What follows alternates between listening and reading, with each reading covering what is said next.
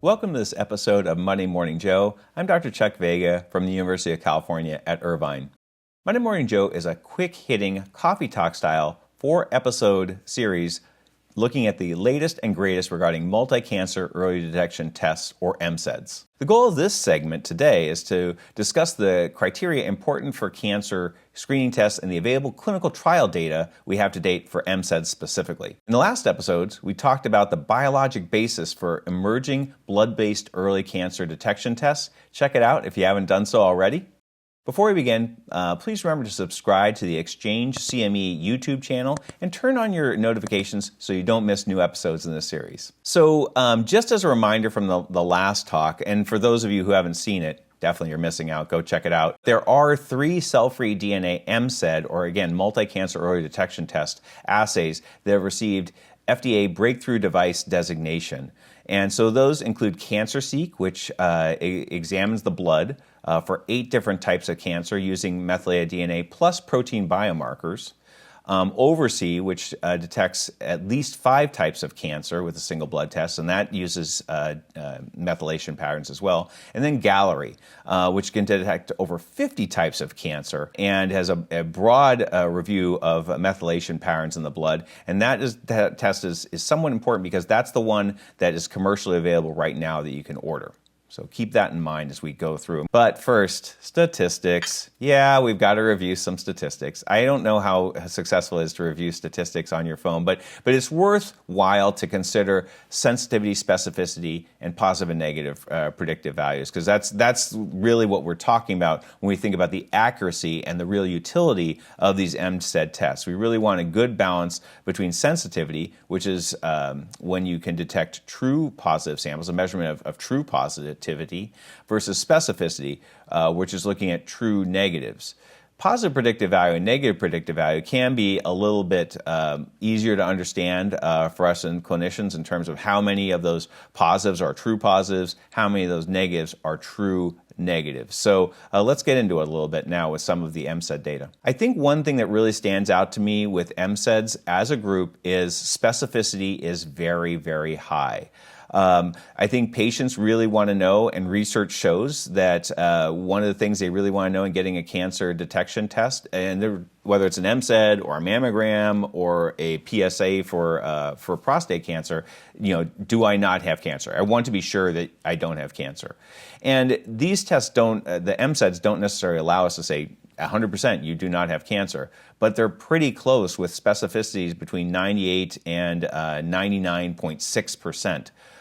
So if you get a negative sample or a negative response that cancer signal is not detected, you can be pretty sure that that patient doesn't have cancer. And this is much better than I think what we see, say, with screening for breast cancer. How many abnormal mammograms are actually turn out to be cancer? Very, very few, right? How many FIT tests when you're doing a screen for colorectal cancer turn out to be colorectal cancer? Very few.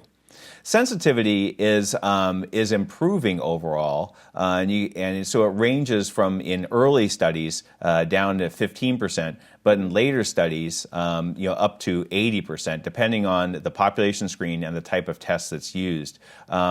But overall, I think it's giving us a fairly good positive predictive value. And so let's focus now on the positive and negative predictive values. With Pathfinder, which is one of the largest studies to date that's actually been reviewed and released, the data shows that about 1 in 2 folks who have a positive signal will actually have the cancer. So sensitivity is going up. And the interesting thing about MCEDs is they are using machine learning. So the test is actually getting more accurate as more samples are drawn into it. So that's a pretty remarkable fact. It's not a static test like your comprehensive metabolic panel necessarily. It's actually improving as it goes. And the negative predictive value remains very high, but it's not 100%.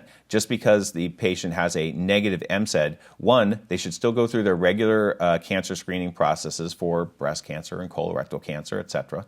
And 2, you can't say that, well, you're going to be cancer-free for life because you have a negative MCED test. The other thing, and kind of the special sauce here when it comes to the cancer detection using MCEDs is they not only tell you that there is a cancer signal detected, they will tell you with over 80% accuracy the site of that cancer. So when you get the test results back and it does say cancer signal detected, it will say origin colorectal, origin blood, origin pancreas.